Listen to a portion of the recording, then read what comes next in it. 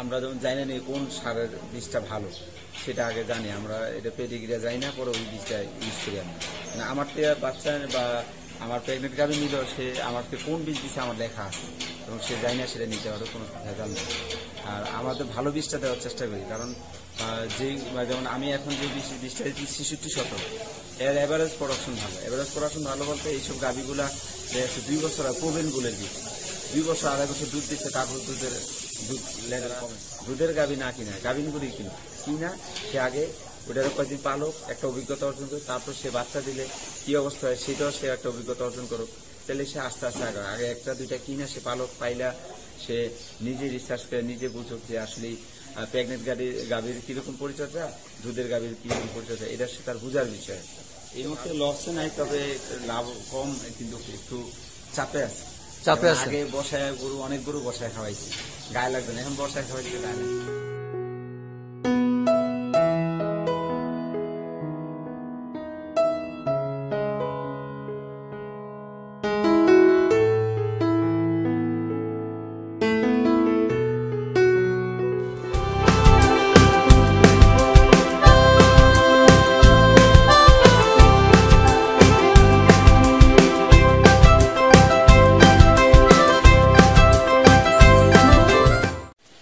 সুপ্রিয় দর্শক, আসসালামু আলাইকুম। দেশে এবং প্রবাসে, কাছে এবং দূরে এই মুহূর্তে আমাদের এই প্রতিবেদনটা যারা দেখছেন তাদের সবাইকে অসংখ্য প্রীতি ও শুভেচ্ছা জানিয়ে শুরু করছি আজকের প্রতিবেদন।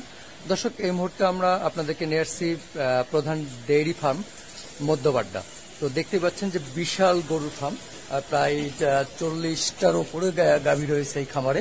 তো এই খামারই কতদিন হলো খামার শুরু করেছিলেন এবং সে কি রকম আছে এরকম তার খামারের বাস্তব জীবনের গল্প আপনাদের সামনে তুলে ধরার চেষ্টা করব। তো দর্শক, এই খামারে যে এত গরু, সবগুলো গরু আসলে ঘুরে দেখানোর মতো সময় হবে না, তারপরে আমরা কিছু গরু দেখানোর চেষ্টা করব। তো চলুন আমরা কথা বলবো সেই উদ্যোক্তার সাথে, কথা বলে বিস্তারিত তথ্য আমরা আপনাদেরকে জানানোর চেষ্টা করি। তো আপনারা বলে থাকেন যে খামারের সফলতা এবং ব্যর্থতার গল্প তুলে ধরার জন্য, তার ধারাবাহিকতা কিন্তু আমরা চলে আসছি। তবে দর্শক, হ্যাঁ, অবশ্যই লাইক শেয়ার করে এবং পেজে ফলো করে আমাদের সাথে থাকবেন পুরো প্রতিবেদনটা দেখার জন্য। তো চলুন আমরা কথা বলি খামারের উদ্যোক্তা যিনি বা কর্ণধার যিনি, তার সাথে কথা বলে বিস্তারিত জানি। ভাইয়া, আসসালামু আলাইকুম। জি আলহামদুলিল্লাহ, কেমন আছেন আপনি? কি নাম আপনার? আমার নাম ফরিদ ভাই। আচ্ছা ফরিদ ভাই, আমরা দেখতেছি তো আপনার পেছনে বিশাল খামার। তো এই খামারটা কতদিন হলো আপনি প্রতিষ্ঠা করেছেন? এই খামারটা প্রতিষ্ঠা হয়েছে 2007-এ। 2007 আজকে প্রায় 15 বছর হয়েছে আমাদের এই খামারে। আমি মোট 4টি গাভী দিয়ে শুরু করছিলাম, এখন আমাদের গাভীর সংখ্যা আছে 50টির মতো এবং বাচ্চা আছে, সব মিলে প্রায় 70-এর মতন গরু আছে আমাদের। আচ্ছা, 4টি গাভী দিয়ে শুরু করেছিলেন, এখন প্রায় 70-এর মতো গরু রয়েছে। তা আসলে শুরুটা কেমন ছিল এবং এখন কেমন আছেন আপনি? শুরুটা তো আসলে তখন ভালোই ছিল। শুরুতে আপনার গাভীর দামও কম ছিল, দুধের রেটও কম ছিল, খাবারের দামও কম, কোথায় ছিল ভালো থাকতো। তখন দেখা গেছে যে আমাদের লোকের বেতনও কম ছিল। এখন আসলে দ্রব্যমূল্য বেশি, খাবারের দাম বেশি, দুধের দাম বাড়ছে কিছু অল্প, ঠিক আছে, মোটামুটি আসি আর কি, ভালোই আছে, তারপরেও ভালো আছেন। কিন্তু এখন তো আমরা যতটুকু শুনতে পাচ্ছি যে খামারিরা লসে আছে, আসলে লসটার কারণটা কি? লসটার কারণটা হচ্ছে যে প্রতি কেজি খাবারে প্রায় 15 থেকে 20 টাকা বাড়ছে। আমরা যখন যে 2007-এ যখন খামার দিচ্ছি তখন ভুসির বস্তা ছিল মাত্র 550 টাকা, 530 টাকা। আর সেই সময় দুধ আমরা বিক্রি করছি, আপনার খুচরা বিক্রি করছি 70 টাকা, পাইকারি বিক্রি 50 টাকা, 55 টাকা। আর সেই জায়গায় এসে দুধের রেট এখন 90 টাকা আসছে, পাইকারি আসছে 70 টাকা। আর খাবারের মূল্য এসে পাচ্ছে 1600 টাকা গমের ভুসির বস্তা। সেক্ষেত্রে প্রায় দুধের রেট কিন্তু 3 গুণ বাড়ে নেই, ভুসির মূল্য প্রায় 3 গুণই বেড়ে গেছে। সেক্ষেত্রে আমাদের একটু লাভের অংশ একেবারেই কমে গেছে। এখন আমরা যেমন খুব ক্যালকুলেটিভ ভাবে চলতে হয়, আমরা দেখা যাচ্ছে যে ঢাকা শহরের ভিতরে বেশি ক্যালকুলেটিভ ভাবে চলতে, আমরা একটা প্রেগনেন্ট গাভী নিয়ে বসে থাকতে পারি, সেটা ছাড়িয়ে দিতে না, ছাড়িয়ে দিয়ে আমাদের দুধের গাভী নিয়ে দ্রুত দুধের গাভী নিয়ে প্রোডাকশন ধরে আসতে, মানে প্রোডাকশনটা হাইলি ধরে আমাদের মানে এভারেজ প্রোডাকশনটা বাড়ায়, আমরা এখন থেকে আসছি ভালো মতন এভারেজ প্রোডাকশনটা বাড়তে দিকে। আচ্ছা, আমরা আরো বিস্তারিত জানবো। আমরা কিছু গাভী দেখানোর চেষ্টা করি, যে দর্শক অনেকে গাভী দেখতে চায়। আমরা যে পেছনে যে গাভীটা দেখতে পাচ্ছি, এই গাভীটা কোন জাতের? এটা ফ্রিজিয়ান জাতের গাভী। ফ্রিজিয়ান জাতের? জি জি। এটা কি আপনার খামারের মানে বাচ্চা থেকে গাভী করা নাকি না? এটা আমার বাচ্চা থেকে গাভী করা। বাচ্চা থেকে গাভী করা। আচ্ছা, এইটা বর্তমান দুধ দেয় কতটুকু? এটা এখনো প্রায় 16-17 লিটার দুধ দিচ্ছে। 17 লিটার দুই বেলায়? দুই বেলা। আচ্ছা, এর মা কত কেজি দুধ দিত? এর মা দুধ দিত প্রায় এরকমই 18-20 লিটার দুধ দিচ্ছে। 18-20 লিটার। এখনো প্রেগনেন্ট গাভী। এখনো প্রেগনেন্ট? জি জি। আচ্ছা, 3 মাস 2.5 মাস হয়েছে। 3 মাস 2.5-3 মাস হয়েছে। 2.5-3 মাস হয়েছে। এটা কি বীজ দেওয়া হয়েছে? এটা বীজ দিয়েছিলাম আমরা গভর্নমেন্ট সরকারি বীজ দিচ্ছে, মানে 66-17। 66-17 SLF 66-17। SLF 66-17। আচ্ছা, এইটা যে বাচ্চা দিয়েছে কয়টা? এটা আমার এই জায়গায় বাচ্চা দিচ্ছে প্রায় 4টা বাচ্চা দিচ্ছে। 4টা বাচ্চা দিয়েছে। আচ্ছা আচ্ছা, তার মানে এই যে আপনি ফ্রিজিয়ান বললেন, আসলে যেহেতু এটা আপনার খামারেরই, যার কারণে আপনি 100% অনেকটা শিওর দিতে পারতেছেন, তো এটার পার্সেন্টেজ কত পাইছিল বলে মনে হয়? এটা পার্সেন্টেজটা আসলে বাচ্চা তো এই গাভীটা মারে কিনে আনছিল, কিনে আনার সাথে ওই সাথে বাচ্চা আসছে। আচ্ছা, যার কারণে পার্সেন্টেজটা আসলে বলা যাচ্ছে না। আচ্ছা, এই যে পরের এই গাভীটাও তো ফ্রিজিয়ান না? হ্যাঁ, এটার বাচ্চা। এইটার বাচ্চা এটার বাচ্চা। আচ্ছা, তো মনে হচ্ছে তো পার্সেন্টেজটা ভালোই পেয়েছে মাশাআল্লাহ। এটা ভালো, প্রায় 20 লিটার পর্যন্ত দুধ দিচ্ছে। 20 লিটার পর্যন্ত দুধ দিচ্ছে এটা দুই বেলায়? এটা কি প্রথম বাচ্চা দিয়েছে? প্রথম বাচ্চা দিয়েছে। তাহলে এইটার কোন কোম্পানির বীজ দিয়েছিলেন? এটা দিয়েছিলাম এটা হয়েছিল আমাদের খাতাটা দেখতে হবে, তবে ওর পার্সেন্টেজটা মানে খাতাটা দেখে বুঝতে এটা। আচ্ছা, খাতায় লিপিবদ্ধ করা আছে। আচ্ছা, দর্শক অনেকেই সিমেন্টসের কথা জানতে চান, আসলে তো অনেক সময় খামারিদের মনে থাকে না, তো তারপরেও আমার তো মনে হয় যে এটা প্রায় 75 বা 80 মধ্যে পার্সেন্টেজ পেয়েছে নাকি? হ্যাঁ, এটা তো অবশ্যই 75। হ্যাঁ। আচ্ছা, তারপরে এই পরের গাভীটা এটা কি কেনা? হ্যাঁ, এটাও ফার্মের। তার মানে জাত উন্নয়ন করা।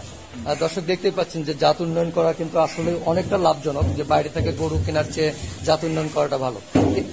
এর মা যে ছিল, এর মা কত কেজি দুধ দিত? 12-13 লিটার দিত। এ কত দুধ দিচ্ছে? প্রায় 20 লিটার। 20 লিটার দিচ্ছে। তার মানে এটা বীজটা ভালো ছিল বা পার্সেন্টেজটা ভালো পেয়েছে আর কি।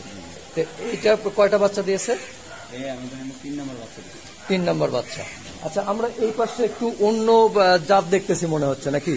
এই যে এটা দেখতেছি, এটা কোন জাত? হ্যাঁ, গিরের বাচ্চা। মানে বুঝলাম না, এটা নতুন মানে আমাদের ব্রাজিলিয়ান গিরের বীজ। ব্রাজিলিয়ান বীজ। ব্রাজিলিয়ান গিরের বীজ। আচ্ছা, গিরের বীজ। এটাও কি সরকারি থেকে নেওয়া? না না, এটা আমরা আনছি, ইন্ডিয়ান ABS কোম্পানি আছে, ABS মানে ব্রাজিলিয়ান গিরের বীজ বললেন? আচ্ছা, এটা কোথায় থেকে সংগ্রহ করেছিলেন? এটা ইন্ডিয়ান ABS এর। ইন্ডিয়ান ABS থেকে। আচ্ছা, এটা কি আমাদের দেশে অ্যাভেলেবল কিনা? না, অ্যাভেলেবল না, এটা আমরা আনছি অন্য কোথায়। আচ্ছা, আনা দিই সেই। আচ্ছা, এটা কি মানে সার না গাভী? আচ্ছা, এখনো কি ম্যাচিউরড হয়নি নাকি? বীজ ধরছে? কতদিন হয়েছে? 3 মাস চেক দেওয়া। আচ্ছা, এটা কোন কোম্পানির বীজ দিয়েছে? ABS এর বীজ দিয়েছি। এবার SLF 66-17। SLF 66-17। এবার এই টিমের যত বাচ্চা দিচ্ছি, বীজ দিতেছি সব 66-17। আচ্টা, এই গরুগুলোর দুধের রেকর্ড কেমন হয় জানেন কি? এটার একটা বাচ্চা, যেমন এটার এই দুধের বাচ্চা, এই যে একটা প্রায় 15-16 লিটার পাইতেছি। আচ্ছা, এটা ছোট গাভী যদিও। এটা কোনটার বাচ্চা? এটাও গিরের বাচ্চা। এটাও গিরের বাচ্চা। মানে এটা কি আপনার বাড়ি থেকে নিয়ে আসে না? না, বীজটা সিমেন্টটা বাইরে থেকে। সিমেন্টটা বাইরে থেকে আনা। কিন্তু ওর মা কোথায়? ওর মা বিক্রি করছেন। তো ওর মা কি মানে ফ্রিজিয়ান ছিল? ওর মা ফ্রিজিয়ান ছিল। মানে ফ্রিজিয়ান গাভীকে আপনি গিরের বীজ দিয়ে করেছেন? আচ্ছা, তাতে ফলাফলটা কেমন পেয়েছেন? আসলে 15 লিটার মতন পাইছি। ছোট একটা গাভী আছে, 15 লিটার পর্যন্ত দুধ দিচ্ছে। 15 লিটার পর্যন্ত দুধ দিয়েছে, মানে মোটামুটি ভালোই দিয়েছে মাশাআল্লাহ। কি আপনার ওই পাশে অনেকগুলো গাভী আছে, একটু ওই সাইডটা যাই।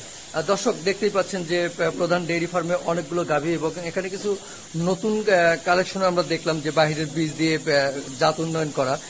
সবগুলো গাভী দেখানো সম্ভব না, আমরা কিছু কিছু আপনাদেরকে দেখানোর চেষ্টা করছি। তো আসলে মানুষের সফলতা ব্যর্থতা দুটোই রয়েছে। তো আমরা জানবো খামারির কাছ থেকে আসলে নতুন খামারিদের জন্য কি পরামর্শ দেন, সেটাও আমরা জানার চেষ্টা করব। তো আমরা দেখতে পাচ্ছি এখানে খুব সুন্দর সুন্দর গাভীগুলো আমরা দেখতে পাচ্ছি, দর্শক দেখতেই পাচ্ছেন। এই যে মানে দুইটা সেট আপনার এখানে। আপনার খামার থেকে কত লিটার দুধ উৎপাদন হচ্ছে প্রতিদিন? এখন আমাদের দুধটা প্রায় 400 লিটারের উপরে হইতে। 400 লিটার? হ্যাঁ, এখন দুধ হইতেছে কম, এই জন্য কিছু প্রেগনেন্ট গাভী বিক্রি করে আমি। নতুন গাভী। প্রেগনেন্ট গাভী বিক্রি করবেন, আসলে প্রেগনেন্ট গাভী বিক্রি করবেন কি দুধ প্রোডাকশন নেই দেখে? নেই। কিন্তু সেটা কি কোনো অল্টারনেটিভ ব্যবস্থা নেই যে একটা গাভী কন্টিনিউ দুধ দিচ্ছে বা একটা যেটা প্রেগনেন্ট হচ্ছে সেটা কভার করার জন্য এরকম ব্যবস্থা করা যায়? এরকম কি আমাদের এখন ওই বর্ষা গাভীটা, প্রেগনেন্ট গাভীটা তো বর্ষায় খাওয়াইতে, যেমন আমার এখন প্রেগনেন্ট গাভী 10-11 প্রেগনেন্ট গাভী আছে। এর ভিতরে আমার পয়সা খাইতেছে গাভীগুলো প্রায় 600 টাকা দৈনিক খরচ। এই অবস্থায় যদি আমি এই গাভীটা সেল দিয়ে আর কিছু মিলে যদি রানিং প্রোডাকশনের গাভী আনি, তাহলে আমার দুধের উৎপাদনটা বাড়তেছে, কারণ আমার তো মূল ব্যবসা দুধের ব্যবসা। আচ্ছা, মানে দুধের ব্যবসার মূল যার কারণে আপনি যেগুলো মানে দুধ ছাড়তেছে প্রেগনেন্ট হচ্ছে সেগুলো সেল দুধের গাভী কিনে নিয়ে আসেন। কিন্তু এই যে দুধের গাভীগুলো কেনার ক্ষেত্রে আসলে কোনটাকে বেশি প্রাধান্য দেন? ফ্রিজিয়ান গরুটাই প্রাধান্য দিই। ফ্রিজিয়ান। কিন্তু সেটা কি হাট থেকে কিনেন না খামার থেকে? আমরা বিভিন্ন খামার বা বিভিন্ন পাইকারদের কাছ থেকে। কিন্তু একটা আছে যে পাইকারিদের বা ব্যাপারীদের কাছ থেকে কিনলে অনেক সময় প্রতারণার শিকার হয়, আসলে এরকম কখনো ব্রাহ্মণের শিকার? আমরা তো প্রায় 15 বছর ধরে পাইকাররা আমাদের সাথে একটু প্রতারণা করতে হলে বুঝে শোনা করতে হয়, কারণ আমরা আমাদের অভিজ্ঞতার কাজে লাগাই, প্লাস নিজের চোখে যেইটা মানে 2-4-5 বার যেইটা পরে আনি। হয়তো আমরা একটু গরুটা একটু বেশি দাম দিয়ে কিনি, যেমন অন্য একটা নতুন লোক যে গাড়িটা কিনবে 3 লাখ টাকা, আমি সেটা 3,20,000 টাকা দিয়ে কিনছি, কিন্তু আমি সেটা বারবার যেইটা যাচাই বাছাই করে পরে কিনার চেষ্টা করি। কিন্তু সেটা কি দেখার গাভী পানায়া দেয় এরকম কিছু? হ্যাঁ, গাভী পানায়া, কিন্তু সেই ক্ষেত্রেও তো অনেকটা প্রতারণা হয়। পানায়া দিলে আমাদের সাথে প্রতারণা পারে। আমরা একটা আইডিয়া করি, যেমন আমাদের কাছে ওরা 25টা দয়া দেয়, আমরা ধরে নিই হয়তো এটাতে 20টা পাবো। আচ্ছা, ওই হিসাবে নিয়ে আসি। আচ্ছা, তার মানে ধরেন এই যে গাভীটা, এই গাভীটা যখন আপনি দেখবেন বা কিনতে যাবেন যে এই ধরনের গাভী, তখন আপনি এটা কি দেখে বুঝবেন যে এই গাভীটা 20 লিটার দুধ দেবে? আমাদের মানে এটা যেমন এটা প্রেগনেন্ট কিনছিলাম আমি, হ্যাঁ 3,30,000 টাকা প্রেগনেন্ট কিনছি প্রথম দিয়ে, যখন দাঁতে নেই, এখন দাঁতছে। এই গাভীটা আমি এখন আইডিয়া করে কিনে আনছি, আলহামদুলিল্লাহ ভালো বুঝতেছি। আচ্ছা, মানে আপনার আইডিয়াটা সাকসেস হয়েছে, মানে ওই জায়গাটায় ধরা খান নাই আসলে। কিন্তু ওই সময় কি কি লক্ষণগুলো দেখেছিলেন একটু কি? এটা আসলে অনেকগুলো লক্ষণ আছে, এর ভিতরে পার্সেন্টেজ শেষ নেই। এগুলো বুঝা মানে কান, মুখ, চামড়া, লেজ, ওলান সব মিলে একটা শিং সব মিলে একটা বৈশিষ্ট্য, মানে এটাই করতে করতে একটা অভিজ্ঞতা হয়ে গেছে আর কি। যেমন একটা আইডিয়া দেখলেই মনে হয় যে এটা দুধ দিবে, একটা আইডিয়া হয়ে যায়। আচ্ছা, আরেকটা জিনিস বলবেন যে ধরেন মানে চিকিৎসা যেটা দিচ্ছেন আপনি, যে ভ্যাকসিনাইজ করা, আসলে এটা কতদিন পর পর করা উচিত? যেমন 3 মাস পর পর এফএমডি ভ্যাকসিন দিই, আবার প্রতি বছরে অ্যানথ্রাক্সের ভ্যাকসিন দিচ্ছি, তারপরে বাবলার ভ্যাকসিন দিচ্ছি, আবার আপনার ওটা নিয়মিত দিচ্ছি, আর চিকিৎসাটা আমি নিজেই করি। আরেকটা জিনিস, একটা গাভী যখন প্রেগনেন্ট হয় তখন তো তার বাড়তি পরিচর্যা করতে হয়, ওই সময় যে পরিচর্যাগুলো করেন সেগুলো আসলে কি কি, এবং ক্যালসিয়ামটা মেনটেন করেন কিভাবে? ওই সময় আসলে ঘাস খাওয়াইলে এত কিছু পরিচর্যা লাগে না, ভুসি দানাদার খাবারটা একটু ভালো খাওয়াইলে, আর ঘাস খাওয়াইলে এত পরিচর্যা লাগে না। আচ্ছা, না খাওয়াইলে পরিচর্যা বেশি লাগে, কচুরি পানা টানা এসব খাওয়াইলে পরিচর্যা লাগে। ঘাস মানে কোন ঘাসটা? গরুর ঘাস আর কি, যে কোনো ঘাস। যে কোনো ঘাস? হ্যাঁ, যে কোনো ঘাস। মানে ঘাস খাওয়ালে কি রোগ বালাই কম হয়? রোগ বালাই কম হয়, গরু ভালো থাকে। আচ্ছা, তার মানে ঘাস খাওয়াটাই সবচেয়ে মোক্ষম বিষয়। কিন্তু এই শহরের মধ্যে আপনি এত ঘাস কোথায় পাবেন? আমি শহর থেকে ঘাস নিচ্ছি না, আমি ঘাস নিচ্ছি চাষপুর মতলবপুর। আচ্ছা, প্রতিদিন আমার ঘাস আসে। প্রতিদিন ঘাস আসে, তার মানে গরুর কাছ থেকে ভালো প্রোডাকশন পাইতে গেলে আমার ঘাস খাওয়ানোটাই। ঘাস খাওয়াইতে হবে। আচ্ছা, অনেক সময় তো ফুড পয়জন হয়ে যায় ঘাসের মধ্যেও। ঘাসের ভিতরে প্রচুর ফাইবার, ঘাসের ভিতরে ঘাস খাওয়াইলে ফুড পয়জনিত হয়। আচ্ছা, ফুড পয়জনিং হয় দানাদার খাবার বেশি খাওয়াইলে ফুড পয়জন। ঘাস যখন বেশি থাকবে তখন ফুড পয়জনটা হবে না। সাইলেন্স করেন কিনা? না, আমি সাইলেন্স করি না, আমার ঘাস নিজের আছে, এই জন্য সাইলেন্স করি না। ঘাস যাদের নাই তারা সাইলেন্স করে। আচ্ছা, তো এই যে যখন আপনি একটা প্রেগনেন্ট গাভীকে খাবার দেন বা একটা দুধ দেওয়া গাভীকে খাবার দেন, আসলে খাবারের মধ্যে কোনো পরিমাণ আছে কিনা যে এত কেজি করে দিতে হবে? একটু কম দেয় খাবার, আবার দুধের গাভীগুলো একটু খাবার বেশি দিই। দুধের গাভীগুলো খাবার বেশি যাতে প্রোডাকশনটা বেশি হয়। আচ্ছা, আর যখন এই যে বীজ দেন, আসলে বীজ দেওয়ার সময় কোন বিষয়টা বেশি প্রাধান্য দেন? বীজ দেওয়ার সময় যেমন এটা আমরা যেমন জানি না কোন সারের বীজটা ভালো, সেটা আগে জানি আমরা, এটা পেডিগ্রিয়া যাই না, পরে ওই বীজটা ইউজ করি আমরা। মানে আমার বাচ্চা বা আমার প্রেগনেন্ট গাভী নিল, সে আমাকে কোন বীজ দিচ্ছে আমার লেখা আছে, এবং সে যাই না সেটা নিতে পারো, কোনো ভেজাল নেই। আর আমাদের ভালো বীজটা দেওয়ার চেষ্টা করি, কারণ যেমন আমি এখন যে বীজটা দিচ্ছি 66-17, এর এভারেজ প্রোডাকশন ভালো। এভারেজ প্রোডাকশন ভালো বলতে এইসব গাভীগুলা যে 2 বছর আর প্রোভেনগুলো দিই, 2 বছর 2.5 বছর দুধ দিচ্ছে, তারপর দুধ লেভেল কমে না। এইসব সারের বীজগুলো আমরা এখন দিচ্ছি। আচ্ছা, তো এখন কি মানে মোটামুটি আগের চেয়ে যেরকম শুরুতে অনেকটা লাভবান ছিলেন আসলে, এই মুহূর্তে কি আপনি লসে আছেন? এই মুহূর্তে লসে নাই, তবে লাভ কম, কিন্তু একটু চাপে আছে। আগে বসায় অনেক গরু বসায় খাওয়াইছি, গায়ে লাগবে না, এখন বসায় খাওয়াইছি গায়ে লাগবে। আচ্ছা, আপনার এই 15 বছরের অভিজ্ঞতায় আসলে নতুন যারা এই সেক্টরে আসতে চায় তাদেরকে কি পরামর্শ দেবেন? যারা আসতে চায় তাদের বলবো দামর কিনা পালক, এটা 1 নম্বর শর্ত। 2 নম্বর হচ্ছে তারা দুধের গাভী না কিনা, গাভীন গরুই কিনা সে আগে ওটার কয়েকদিন পালক, একটা অভিজ্ঞতা অর্জন করুক, তারপর সে বাচ্চা দিলে কি অবস্থা হয় সেটাও সে একটা অভিজ্ঞতা অর্জন করুক। তাহলে সে আস্তে আস্তে আগে 1টা 2টা কিনা সে পালক পাইলা, সে নিজে রিসার্চ করে নিজে বুঝুক যে আসলে প্রেগনেন্ট গাভীর কিরকম পরিচর্যা, দুধের গাভীর কিরকম পরিচর্যা, এটা সে তার বুঝার বিষয়। সে ভালো বুঝলে তখন সে আস্তে আস্তে দ্রুত আগাইল, কিন্তু আগে তার নিজে বুঝতে হবে। যে ডাক্তার কি বললো বা আরেকজন খামারি কি বললো সেটা নিজের বুঝতে হবে, কারণ এগুলা ওয়ার্ল্ডের যত বড় বড় খামারি আছে সবাই দেখছি যে তারা নিজেরা এটাতে ইনভলভ। খামারের ক্ষেত্রে নিজেরা ইনভলভ না থাকলে হয় না, অন্যান্য ব্যবসা হয় কর্মচারী দেওয়া, ম্যানেজার দিয়ে, কিন্তু এই ব্যবসাটা নিজের ইনভলভ থাকতে হয়। মানে আপনি বলতে চাচ্ছেন যে 4টা 5টা দিয়ে শুরু না করে 1টা দিয়ে শুরু করুক, তাহলে এক্সপিরিয়েন্স হবে, সবকিছু বুঝবে আস্তে আস্তে, তাহলে সে আসলে সফলতার মুখ দেখতে পারবে। কিন্তু আসলে এখনকার বাজারে সফলতার মুখ দেখা কি সম্ভব? কঠিন, কিন্তু ওই যে মানে হাইলি প্রোডাকশনের গাভী তাকে নিতে হবে। হাইলি প্রোডাকশনের গাভী, একটা গাভী কিনতে গেলে তো 3-4 লাখ টাকা লাগবে। এখন তো ব্যবসাতে করতে হলে ইনভেস্ট করতে হবে। একটা গরিব মানুষ যদি আসলে এই সেক্টরে আসতে চায়, শুরু করতে চায়, এত টাকা গরিবের জন্য কি, গরিবের জন্য কাজ করা ছাড়া ব্যবসা কেমনি? তার মানে গরিবের জন্য এখন খামার না মনে হয়, কারণ হয়তো বা সে করতে পারে, একটা দামর কিনতে পারে 20-50 হাজার 60 হাজার টাকা দিয়ে, তখন সে ওটা পাইলে সে আস্তে আস্তে আগাইতে পারে, ওটা করতে পারে। একটা কিনলো ছোট দেখা, সেটাকে সে পারলো, লালন পালন করে বড় করলো, ওইটাই ভালো হয় তার জন্য। আচ্ছা, আর একটা আছে যে খামার থেকে অনেক সময় যারা গাভী বিক্রি করে, আসলে অনেক সময় দেখা যাচ্ছে যে গাভীটা দুধ প্রোডাকশন কম হচ্ছে, এই একটা বদনাম আছে খামারিদের যে দুধ প্রোডাকশন কম হওয়ার কারণে বিক্রি করে দিচ্ছে। কম হওয়ার কারণে না, আমরা যে কারণে প্রেগনেন্ট গাভী বিক্রি করি, আমাদের হচ্ছে গরু বসায় খাওয়ার, গরু পোষায় না, এই জন্য আমরা প্রেগনেন্ট গাভী বিক্রি করি, কারণ আমাদের হচ্ছে প্রোডাকশনের দরকার। আমাদের দুধ প্রোডাকশন মেইন ব্যবসা হচ্ছে দুধ বিক্রি করা। দুধ না থাকলে যেমন পাইকার নষ্ট হয়ে যায়, কাস্টমার নষ্ট হয়ে যায়, তখন তারা একবার দুধ না দিতে পারলে তাদের চিলাফালা শুরু হয়ে যায়। এই জন্য দুধের লেভেলটা ধরে রাখার জন্য আমরা প্রোডাকশনের গাভীকে আগে চলছি। নতুন উদ্যোক্তা যারা আসলে আসতে চায় তাদেরকে আসলে প্রশিক্ষণ নেওয়ার প্রয়োজন আছে কিনা? অবশ্যই প্রশিক্ষণ যদি না নেওয়ার সুযোগ থাকে বা সময় না থাকে, তাহলে সে একটা গাভী কিনলো টেস্ট করুক, বা একটা দামর কিনলো, কিনে সে পারলে আস্তে আস্তে অভিজ্ঞতা অর্জন করবে, তাহলে ওইভাবেই তার এক্সপিরিয়েন্স গ্রো হয়ে যায়। কিন্তু সে কিছুই জানে না, একটা দামর কিনে যে শুরু করবে, আসলে সেখানে অভিজ্ঞতাটা কিভাবে? সেই তাইলে সে প্রেগনেন্ট গাভী কিনবে, কিছুই না জানে, প্রেগনেন্ট গাভী কিনলে ওটাই বলবে যে কি চিকিৎসা দিতে হবে, বা ডাক্তারের 2-1 বার তো তার ডাক্তারের কাছে যাইতেই হবে, ডাক্তারের শরণাপন্ন হইতে হবে, ওইটাই দিয়ে তার অভিজ্ঞতা গ্রো হয়ে যায়। আচ্ছা, তো আপনি মোটামুটি এই পর্যায়ে আসলে এই এখনকার বাজারে সব মিলায় কেমন আছেন?